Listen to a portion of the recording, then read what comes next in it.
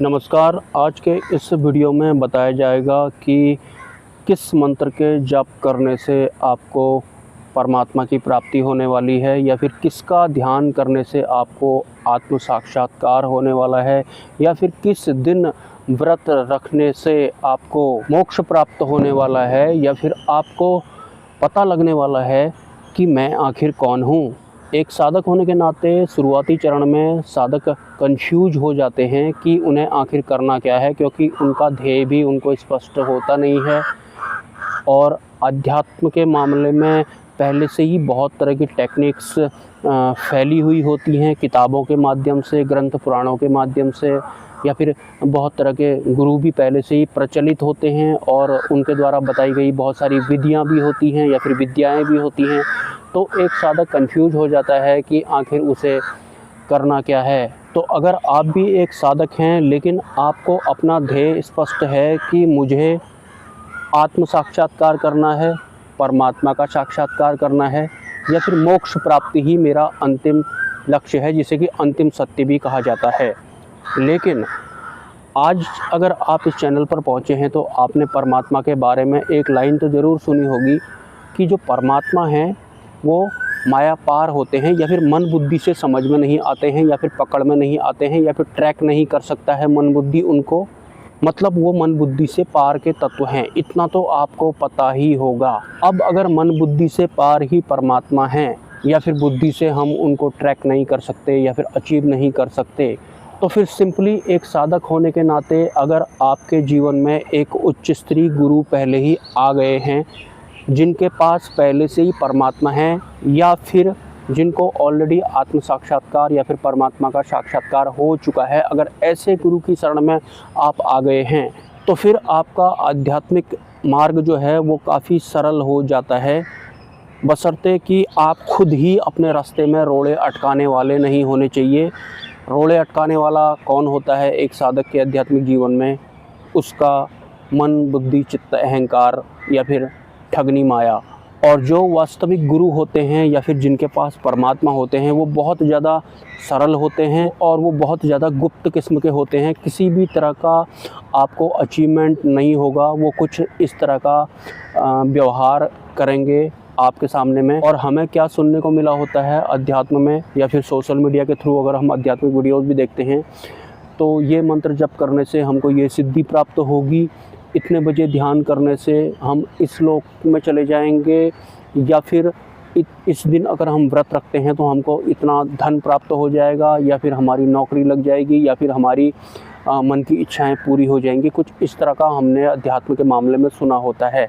लेकिन जो वास्तविक गुरु होते हैं या फिर जिनको पहले से ही आत्म साक्षात्कार या फिर परमात्मा का साक्षात्कार हो गया होता है, वो आपको किसी भी तरह का इनमें से कोई भी प्रलोभन नहीं देने वाले हैं कि आपको धन प्राप्त हो जाएगा, या फिर आपको कोई सिद्धि प्राप्त हो जाएगी, या फिर इस माया रूपी संसार में आपको जो भी प्रॉब्लम चल रही है वो आपकी दूर हो जाएगी। इस तरह का बिल्कुल भी वास्तविक जो गुरु होते हैं वो आपको नहीं बोलने वाले हैं। टोटल मिलाकर के सांसारिक उपलब्धियां आपको एक वास्तविक गुरु के थ्रू बिल्कुल भी नहीं मिलने वाली हैं, क्योंकि वो आत्मा के स्तर पर काम करते हैं।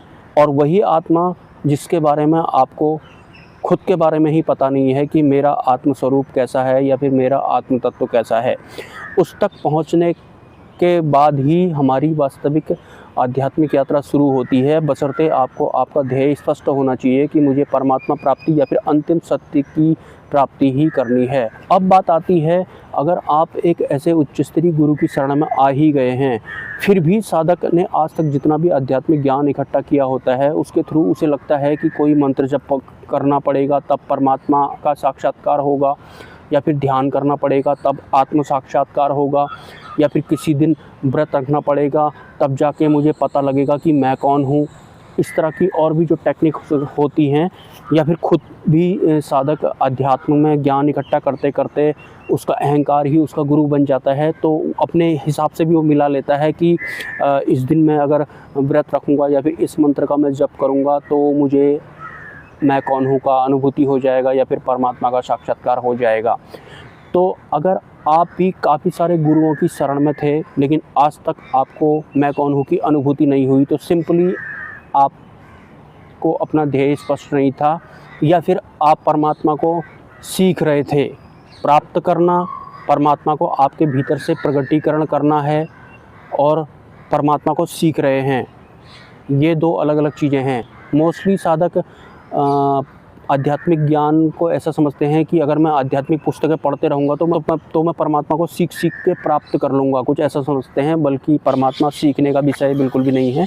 परमात्मा तो अनुभूति का विषय होते हैं और हमारे ही भीतर से उनका प्रगटीकरण होता है। लेकिन हमारे भीतर से परमात्मा का प्रगटीकरण हो, इसके लिए हमें एक गुरु की ज़रूरत पड़ती है, जिनके भीतर पहले से ही परमात्मा होते हैं। वही हमारे भीतर से परमात्मा का प्रगटीकरण कर सकते हैं।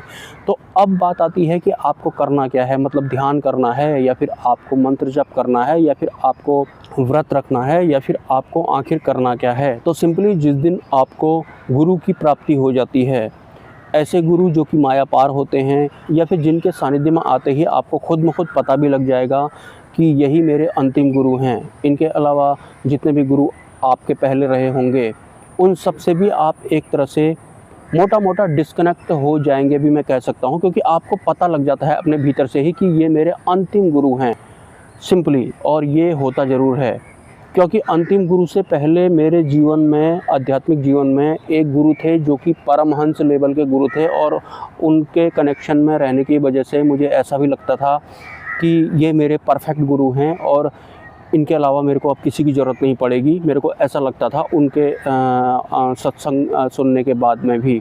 और हर कोई इंसान जो भी उनके शरण में आएगा, उसे भी ऐसे ही लगेगा कि इनके अलावा कोई मेरे गुरु हो नहीं सकते हैं। लेकिन जहाँ से अंतिम गुरु का आगमन हुआ मेरे आध्यात्मिक जीवन में, उस दिन मेरे को अनुभूति हुई थी। मैं बहुत पीछे रह जाता अगर मैं वहीं अटक जाता तो। मतलब मेरे को अंतिम गुरु मिल गए हैं, काफ़ी कुछ ऑटोमेटिक मेरे को मतलब अनुभूति हो गई थी, या फिर पता लग गया था अपने आप में ही कि ये मेरे अंतिम गुरु हैं। तो अब क्या करना होता है, मंत्र जप, ध्यान, या फिर कुछ और? तो सिंपली अगर आपके जीवन में भी अंतिम गुरु आ चुके हैं, तो आपको उसके बाद सिर्फ़ और सिर्फ उनकी आज्ञा का पालन करना होता है, और यही हमारी साधना होती है। मतलब ऐसा नहीं है कि आप मंत्र जप करें या फिर ध्यान करें या फिर कुछ और करें। वास्तव में हमारी साधना गुरु की आज्ञा होती है। जो गुरु ने कहा है वही हमारी साधना होती है, या फिर वही हमारा मंत्र जप होता है, ध्यान होता है, या फिर कुछ और भी आप कह सकते हैं। टोटल मिला करके गुरु की आज्ञा ही हमारी साधना होती है। और हमारी जो साधना है उसमें मोक्ष प्राप्ति की प्यास शामिल होनी चाहिए, कुछ और शामिल नहीं होना चाहिए। या फिर जैसे मेरे गुरु हैं वैसा ही मेरे को भी होना है, ये शामिल होना चाहिए। या फिर जैसे परमात्मा है वैसा ही मेरे को भी होना है, ये शामिल होना चाहिए। और अगर हमारी मन बुद्धि से परमात्मा हमको समझ में ही नहीं आने वाले हैं, या फिर हम उनको प्राप्त ही नहीं कर सकते हैं मन बुद्धि के थ्रू, जिस दिन एक साधक को ये भरोसा हो जाता है, उस दिन उसके पास एकमात्र रास्ता बचता है कि उसे समर्पण करना ही होगा। और समर्पण के बाद ही एक साधक की अगला चरण शुरू होता है। मतलब सब कुछ उसके बाद गुरु पर ही होता है।